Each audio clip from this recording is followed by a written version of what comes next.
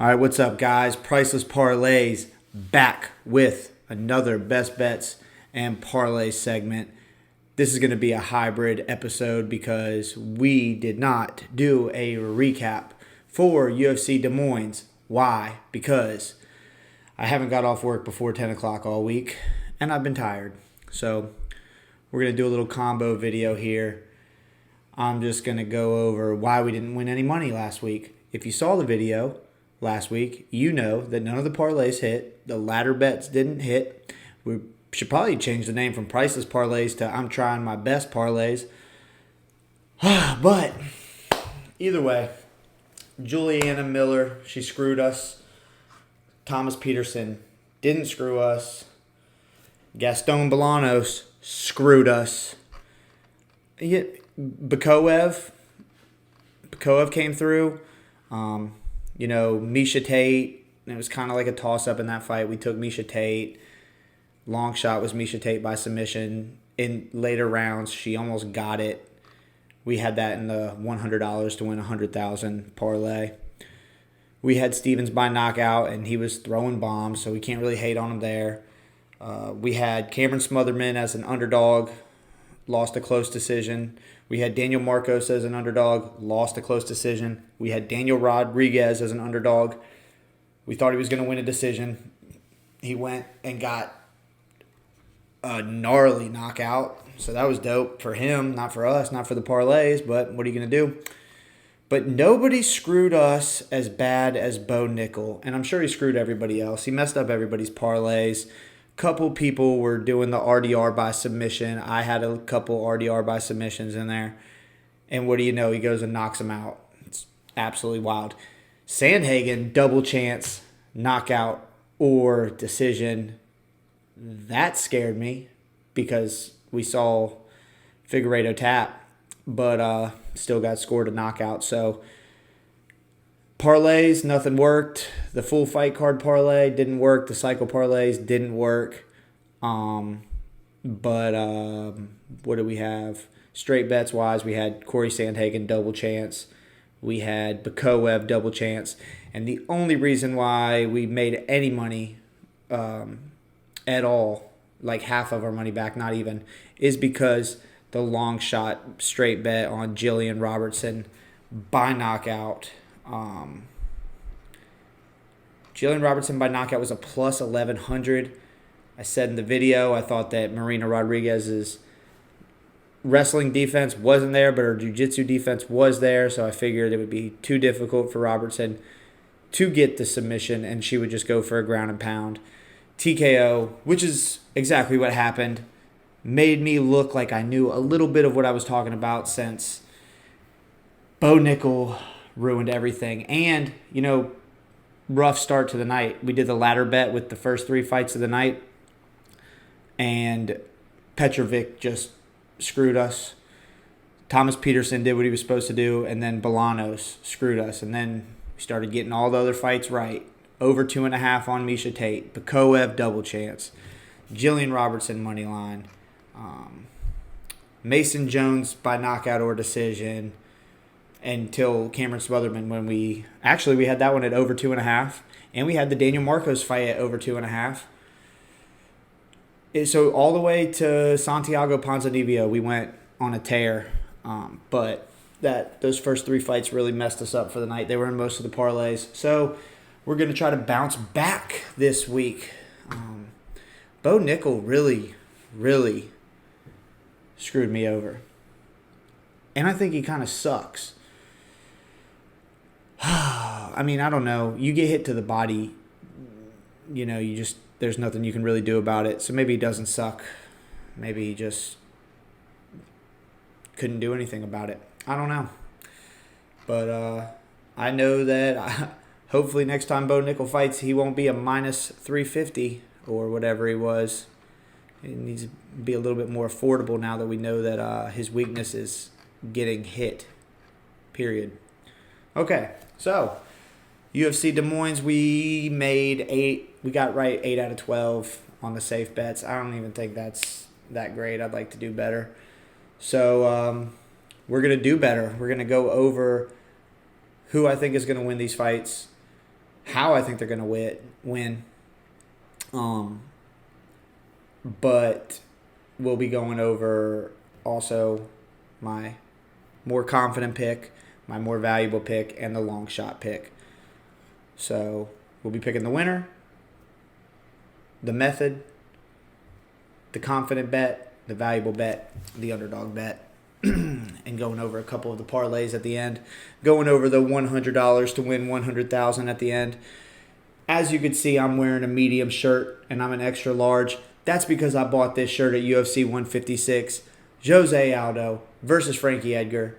I lost a couple bets in the past where I was supposed to like burn it and throw it away, and I told the boys I was going to do that, and I didn't because Conor McGregor got lucky, and so did everybody else that beat him because he's the greatest bantamweight of all time, and you're going to see that this weekend on Saturday. So, first fight, Beksat Almakhan. Definitely pronounced it wrong, but he's winning the fight. He's fighting, what's his name? I can't even think of his name.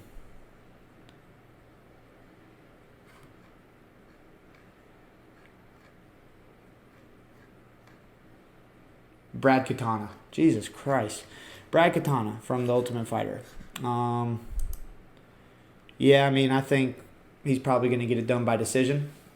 But he's 11-2 with 9 knockouts.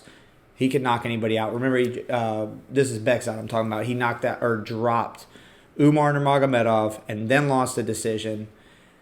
It's possible he loses a decision here. I don't see any chance that Brad Katana finishes him.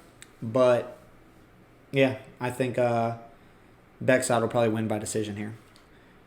As far as my more confident bet, it would be Almakhan money line at -170.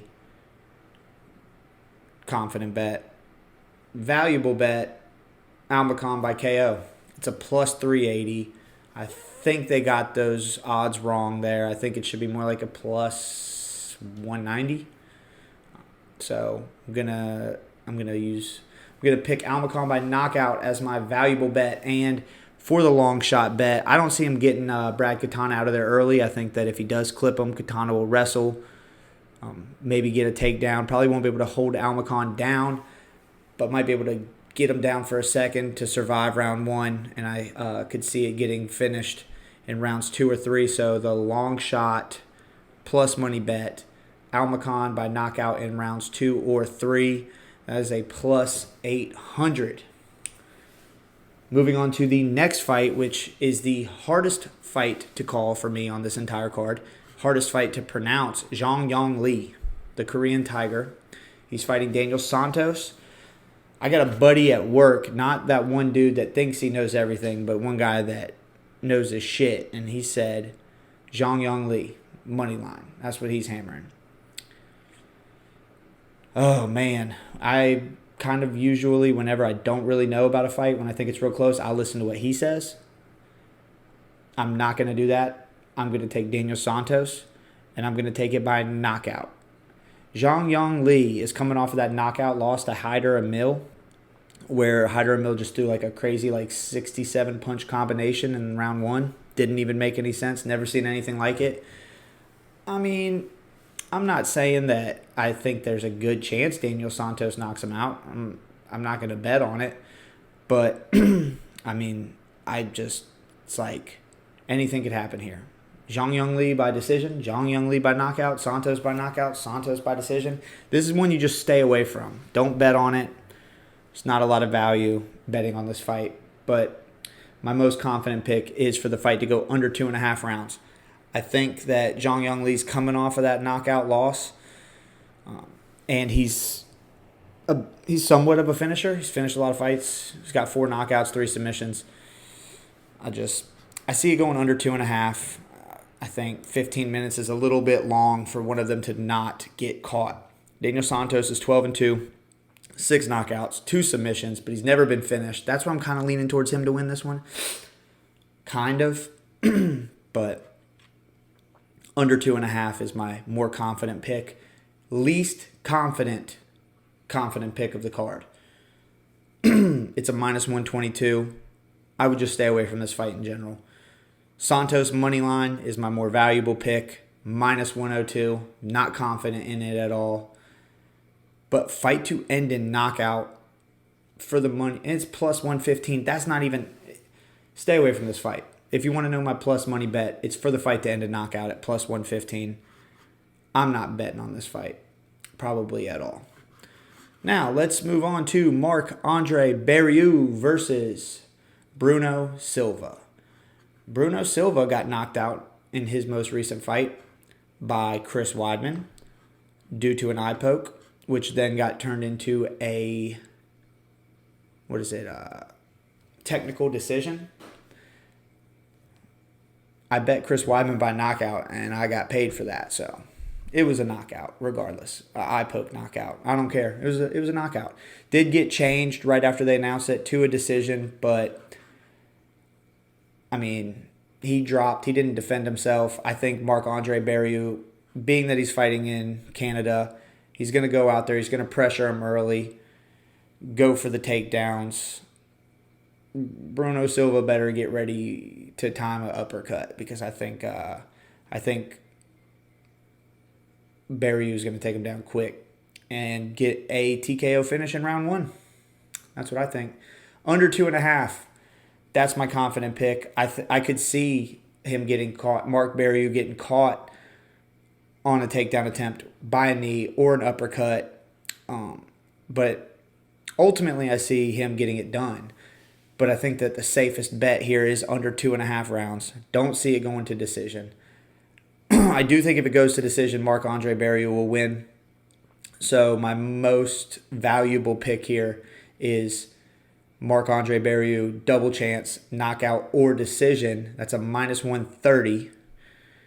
And Marc-Andre Barriault by knockout in round 1. That's my valuable pick. It's a plus 600.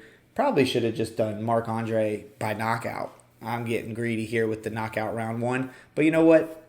That's what I'm taking. I don't care. We're leaving at plus 600. And that'll get us to Navajo Sterling versus Ivan Erslan. Erslan's coming off of a decision loss to Ion Cutelaba. I don't know how you possibly fight Ion Cutelaba and go to decision when he just knocks everybody out. And Erslan's got 10 knockouts of his own with only 14 wins. And out of his 4 losses, he's been knocked out once. I don't know how that went to decision. Makes me think that Navajo Sterling is probably going to take this fight to a decision. So I picked Navajo Sterling by knockout. That's what I was thinking was going to happen. I think I'm going to switch that over to Navajo Sterling by decision. That's my pick for this fight. That's what I think is going to happen. I think that if Ion Cutelaba couldn't get him out of there and Sterling looked like he was playing it safe in his last fight, he's probably going to be playing it real safe with a guy that's 14-4 with 10 knockouts. So Sterling by decision. That's not what we're betting on, though. We're betting Sterling money line as the confident bet. The only chance I see that Erslan has is catching him with a knockout, probably pretty early on in the fight. I think if it gets into round 2, it's pretty much game over for Navajo Sterling to win. So money line at minus 320 for Sterling. The valuable bet is for the fight to end in knockout because, I mean, the odds makers have Navajo Sterling by knockout the most likely outcome. Ivan Erslan could knock anybody out. So fight to end in knockout and then covers anything. If you got Navajo Sterling money line on all your bets and you think he's going to win by knockout, take it out in one and just put fight to end in knockout. It's minus 170. I feel like there's a good bit of value there. I think that Navajo Sterling by decision is barely more likely than knockout. Just barely. So then you got Navajo by knockout or Ivan by knockout. That covers both. It's probably a 60% chance that happens. Somebody gets knocked out here. So minus 170. I like it. And the plus money bet, let's just throw Erslan by knockout, plus 550. It could happen. It could definitely happen. I mean, Navajo Sterling he's only 6-0. He's not got a lot of experience. Plus 550. Ursuline by knockout. Long shot bet. Might put it in one long shot parlay. Doubt it though. Probably just going to bet on Sterling in this one. All right. Let's get on to my favorite one. Modestas Bukauskas versus Ion Cutelaba. This fight's got to be over in round one. I said the same thing about Abus Magomedov and Michel Pereira, and I looked stupid because it went to decision. But it's MMA. Anything can happen. I feel like it ends in round one. And I like Modestas. I think that, he's longer, he's rangier, and I think that if he plays it smart, he can get Ion Cutelaba to rush in and he can clip him, put him to sleep in round one. Under 2.5. That's the value bet, or the confident bet. Modestas Bukauskas by knockout in rounds 1 or 2. That is the value bet. I don't know the odds on Ion Cutelaba knockout round 1 or 2. That would probably be a little bit safer. I'm taking Modestas Bukauskas by knockout in 1 or 2 because it is a plus 430. That is my value bet. And I don't think anybody else is doing this one. My plus money bet, my underdog bet, my long shot bet in that fight is for the fight to end in submission. Ion Cutelaba won his last fight by submission, I think. Oh, yeah, against Ibo Ursuline, who is now coming out and saying that he had staph infection. But Ion Cutelaba's got 3 submissions. In the UFC, looks like just that one, his last one. Yeah, he's been submitted in the UFC. So, a couple times. A lot of times. Johnny Walker, I didn't know Johnny Walker submitted people, but Johnny Walker submitted them. So, that being said, fight to end in submission plus 600. Bukauskas has got some, I've seen him arm triangle somebody in the UFC. So, he's got 3 submissions as well. Yep, he had an arm triangle choke, and he did it in the 3rd round. I don't see this fight going to the 3rd round. I think it's over in round 1. Fight to end in submission, plus 600. Probably not going to happen, but it's the plus money pick. All right, let's move on to Jasmine Jasudavicius. Vicious. Probably saying that one wrong too. Sorry. JJ is what I call her. She's fighting Jessica Andrade, who at one point in time was like the scariest women's MMA fighter ever. She was just putting girls to sleep. She slammed Rose Namajunas on her neck. Yeah, but those days are long gone. She's not scary anymore. I don't know when the last time she knocked somebody out was, but it's been a long time. So I think JJ gets this done relatively easily. I don't know whether it's going to be by decision, knockout, or submission, but I'm going to take her by decision. That's what I think is going to happen. Jasudavicius by decision. Think that Andrade will be durable enough to survive. But confident pick. JJ, money line. Valuable pick. Double chance. JJ, submission or decision.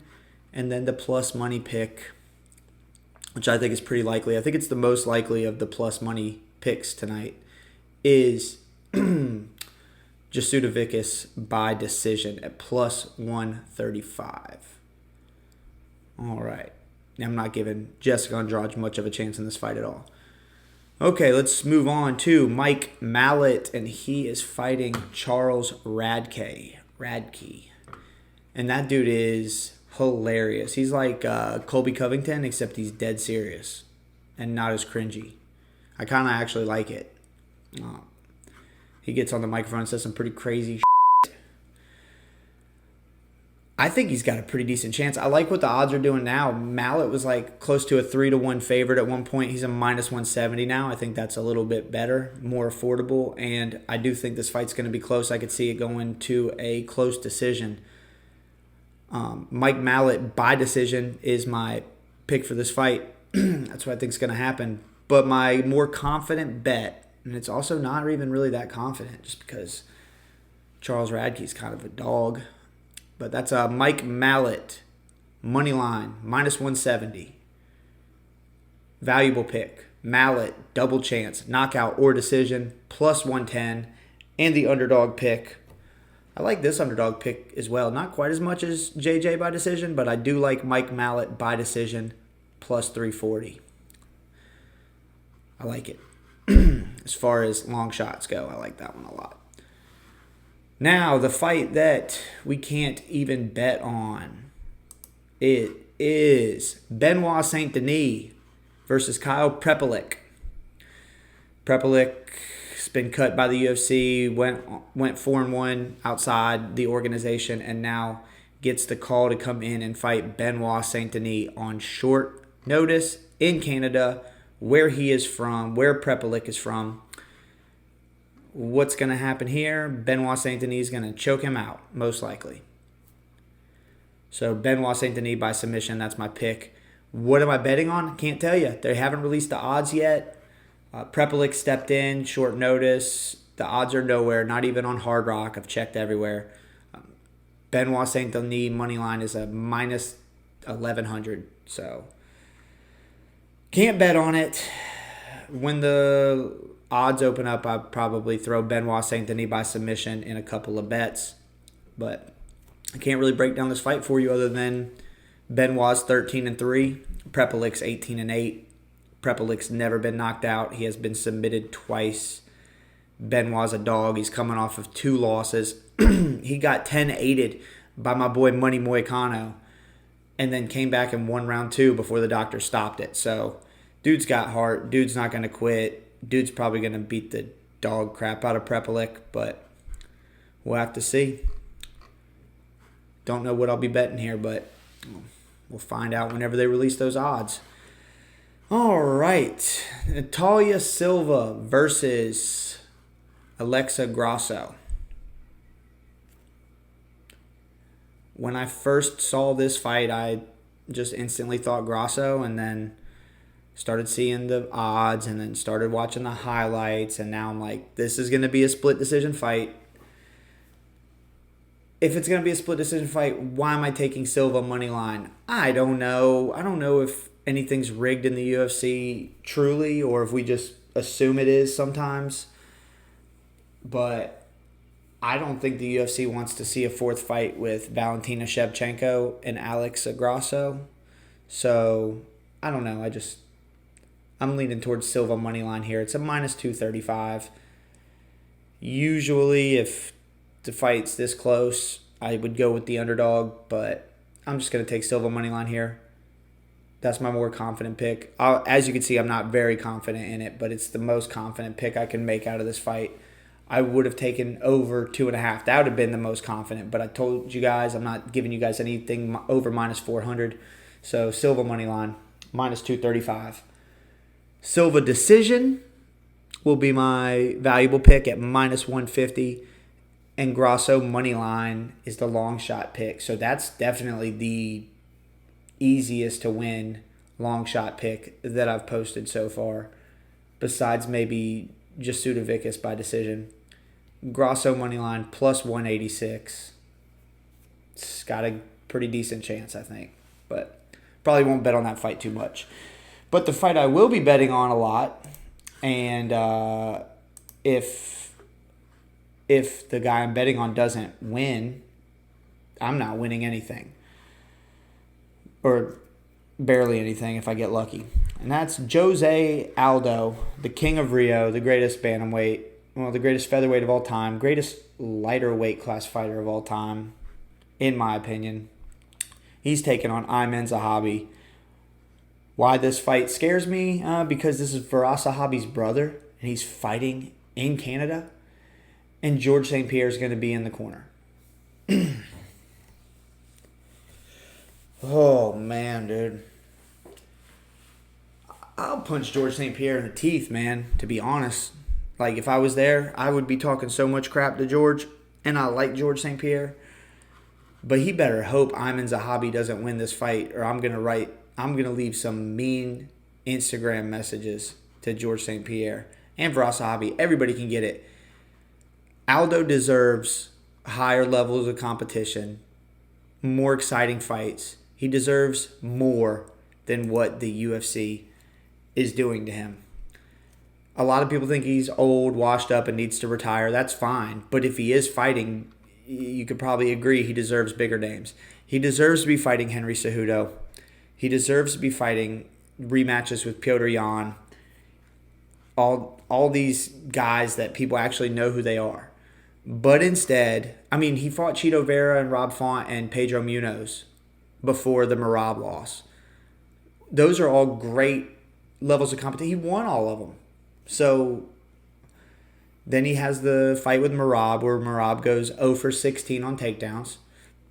And all of a sudden, he retires, comes back, and they're like, we're going to give you a bunch of scrubs. It doesn't make any sense to me. And then the sad thing is that Ayman Zahabi isn't a scrub, but nobody knows who he is. So he's got nothing to gain from this fight, everything to lose. José Aldo is my pick. I think he's going to win a decision. That's not what I'm betting on, though. I'm betting the money line minus 215. That's my confident bet. Aldo by decision is my value pick, minus 110. But Aldo by knockout is a plus 550. I'm going to be putting that in. I'm going to be putting Aldo by knockout in rounds 2 or 3. I'm going to put Aldo by knockout in round 3 because that way, if my boy Aldo knocks him out in round 1, I'm stoked, right? If he knocks that dude out in round 2, I'm stoked. If he wins round 1 and 2, and we're cruising to a decision, I'm stoked.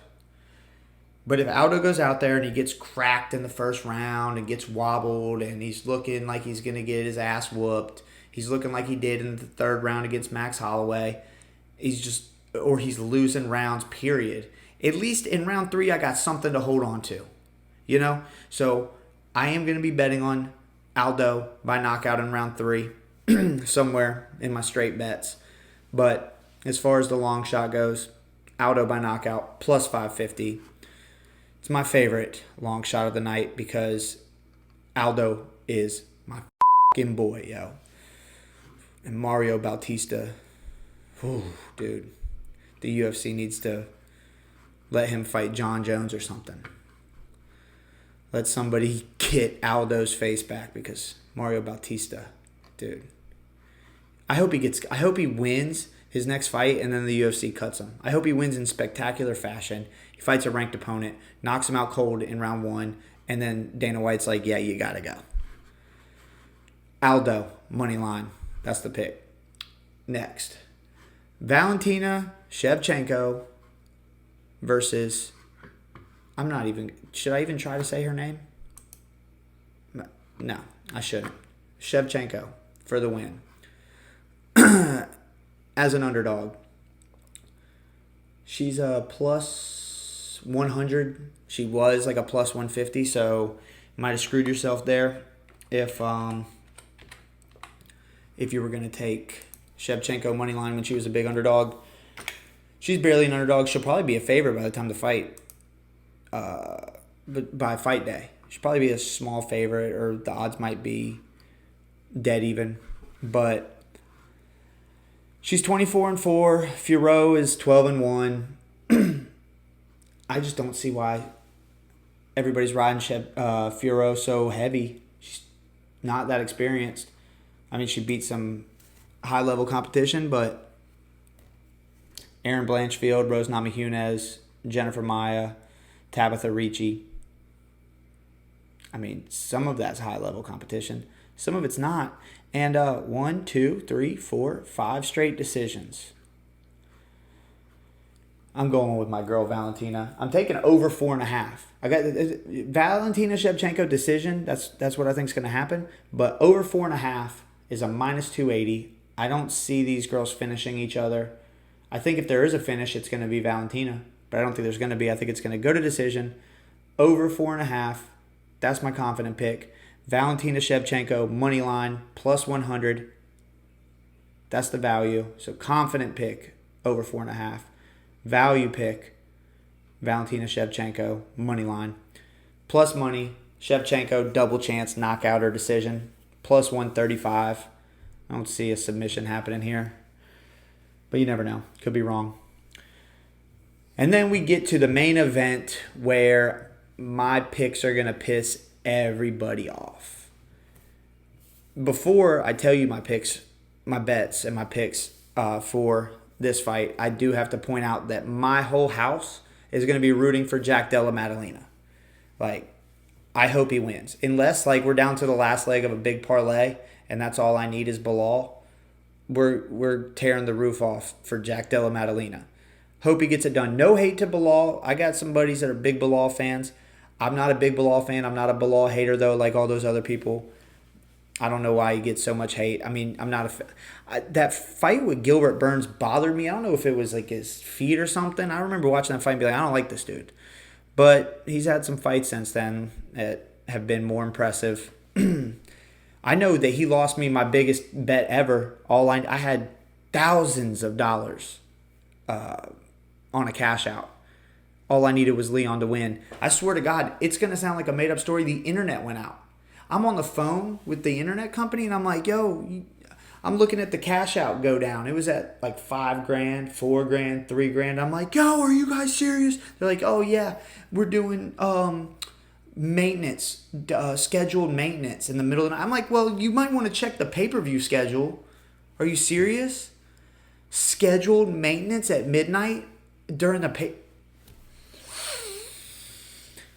So the internet company potentially lost me thousands because and then I guess Leon started winning. I never watched the fight. I never got to see it. But I guess Leon started winning at some point. Cash out started going back up. I was like, we're good. Put the phone down. Then it just started going back down again. Still don't know what happened. We got a little bit of internet for a second, and we got to see like Leon getting slammed on his neck, and I was like, didn't cash out though. I never cash out. Never, ever cash out.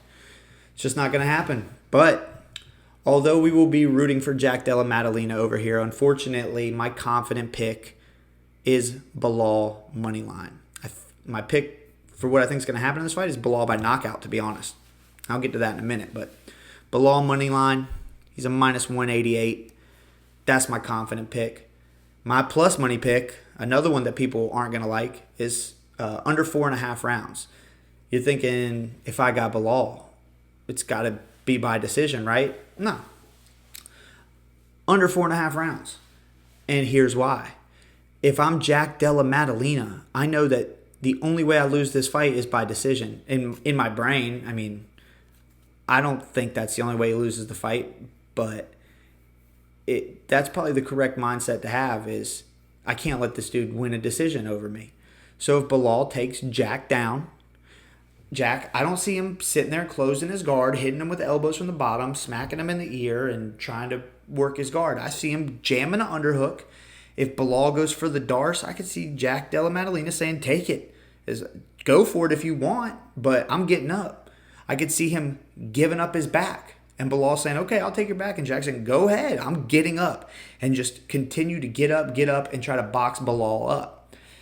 And what could happen is he could knock Bilal out cold. Or Bilal could catch him like he did Sean Brady. It could turn into a boxing match. Bilal could just stand with him the whole time like he says he's going to do. I think that if Bilal stands with him the whole time like he says he's going to do, somebody's getting knocked out. And I think that if Bilal decides to wrestle the whole fight, I still think someone's getting knocked out. Either Jack Della Maddalena forces his way back up and catches him, or in rounds 4 and 5, where Jack tends to, we've seen him slow down in round 3, he could get TKO'd. I don't think he's going to get boxed up with those Canelo hands, but I think he could get TKO'd on the ground. So under 4.5, that's my valuable pick. Plus 142. The plus money pick. Bilal by knockout. I don't know what's up with the odds makers and them having these like wrestlers and ground and pound specialists or jiu-jitsu guys and their knockout prop to be so crazy when it's like they don't realize what a TKO is. Like Jillian Robertson plus 1,100. It was a no-brainer for me. Bilal plus 850. I mean, I wouldn't say it's a no-brainer, But yeah, that's my long shot pick. Bilal by knockout, plus 850, ground and pound. That's what I'm thinking. So, as far as the betting strategy, last week we did 14 units and broke it up, 7 units on the straight bets and 2.2 units on some parlays. We put 0.2 units on a full card parlay, a couple 0.4 on a long shot cycle parlay. We would do 2 regular cycle parlays and the ladder sequence.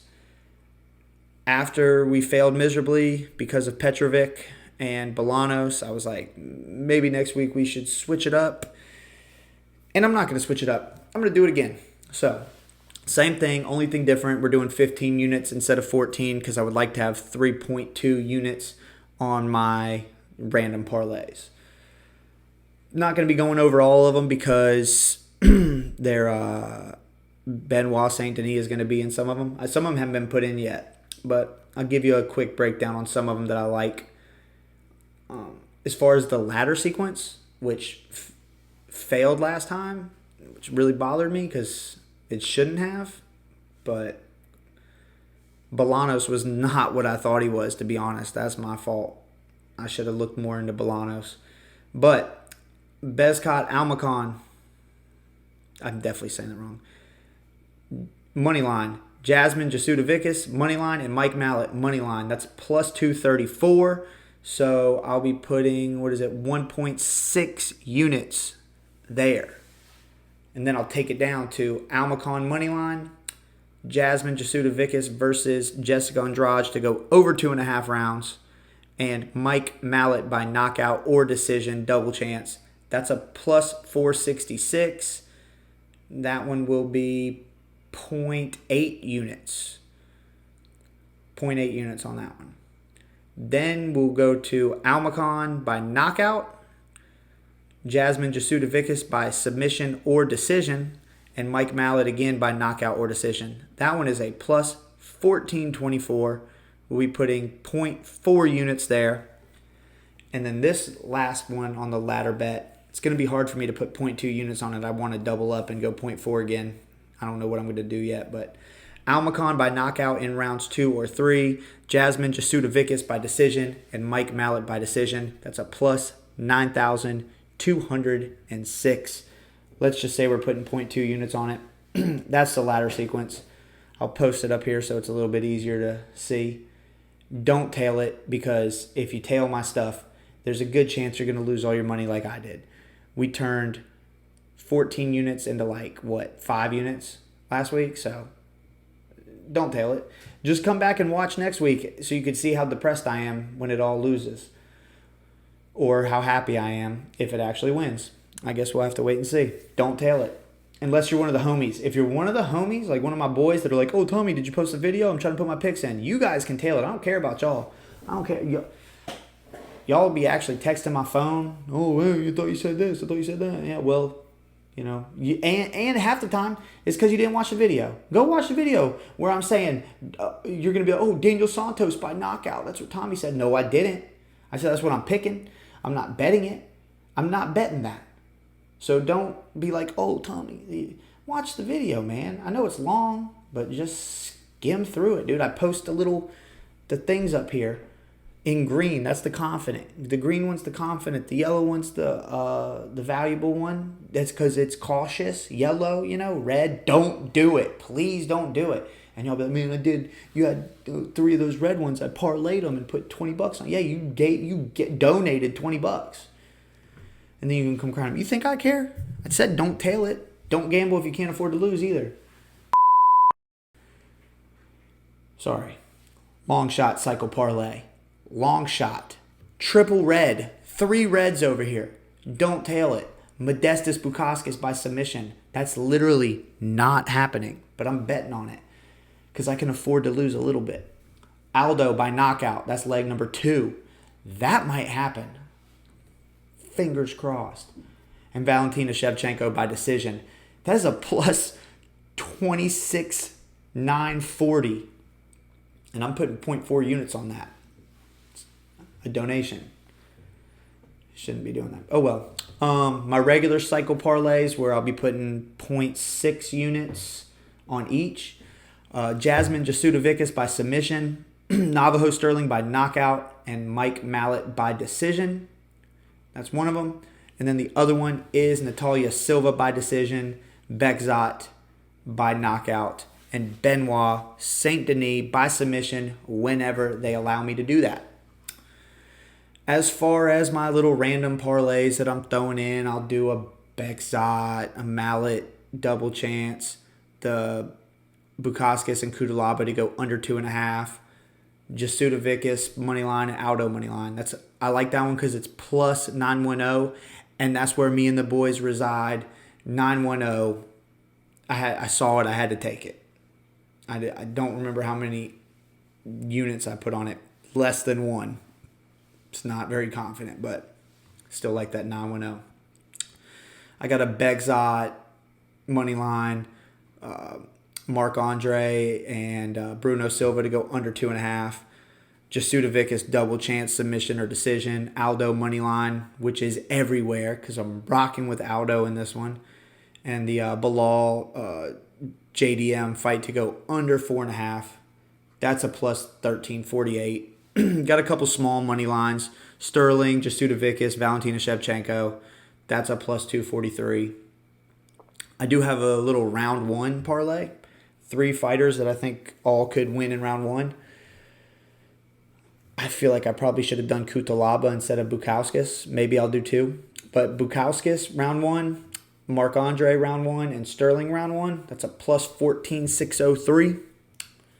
It's kind of crazy. Bukauskas that's Marc-Andre versus Bruno Silva, under 2.5. Mike Mallet, money line, and Aldo decision. That's a plus 395. And I got a Marc-Andre Barriou, money line, Navajo Sterling, money line, and the Shevchenko fight to go over 4.5. That's a plus 195. But last week, because the only thing we won was our straight bets, I'm going to tell you a couple of my straight bets. Just know that most of these are somewhere between 0.2 and 0.6 units. Definitely didn't go heavy on these. Bilal knockout, that's a small one. 0.2 units probably. Marc-Andre knockout round 1, that's probably 0.2 units. Bukauskas knockout round 1, that's probably 0.2 units. Jack Della Maddalena versus Bilal Muhammad, under 4.5. I'd probably put a whole unit on that. Jack Della Maddalena by submission. It's a plus 2,200. There's a video of him choking Craig Jones unconscious. I think it's fake. If I'm Jack Della Maddalena, I'm posting videos of me putting the greatest jiu-jitsu players to sleep on the internet so that Bilal will be scared to grapple. It's kind of genius. But we're going to throw him in there by submission at plus 2,200, 0.2 units. Really small bet. Here's where I'm going to myself. Aldo by knockout, plus 550. Aldo by knockout, rounds 2 or 3 at plus 1,000. And Aldo by knockout in round 3. Like I said earlier, I explained it. You know why I'm doing it. Plus 2,200. Putting a little bit there. Probably too much. But oh well. We got the Bekzat by knockout. I'm going to put a little bit there. The under 2.5 on the Kudalaba fight. We're going to put a whole unit there. It's minus 164, but I feel like that's like the safest bet I can think of on this entire card. And then we'll do a Mallet double chance, straight bet, knockout or decision. And that's pretty much it. I mean, I'm going to throw a couple more parlays up. You can check out TikTok or Instagram. That's probably where I'll post them. In the meantime, I'll be watching José Aldo highlight videos, getting fired up. And you know what? You remember that dude that was like, yo, Aldo, I got a question from the crowd, and he started singing, Jose, are you listening? I want to find that dude, and I want to box, wrestle. I want to fight him. So if anybody can find that dude, direct him to my YouTube channel, let him know that I think he's a bitch. And if Aldo knocks this dude out in round 3, I will maybe I'll make him a song, remixing that a little bit. I need to find out that guy's name. Find him on social media, set something up. that guy. Anyways, $100 to win $100,000. This is a donation, but I literally get this. I'm not betting $100 every week. The boys toss me. Some people donate, to get the views up. $100 to win 100,000. Bekzat by knockout. Bukaskis round 1 knockout. Aldo by knockout. Shevchenko money line, and the main event to go under 4.5 rounds. I don't love it, but be pretty cool to win $100,000. See how much they can tax me. See if I get to take home 10. Who knows? But in the meantime, Novo União, baby. Andre Pederneiras, Jose Aldo. We're coming for the gold. Coming for the top 5. Give him Henry Cejudo next after he absolutely runs through Ayman Zahabi, goes over to George St. Pierre, gives him the bird, jumps in the crowd, finds Conor McGregor, starts a fight. This UFC 315 is going down. Jose Aldo, the King of Rio, is back, baby.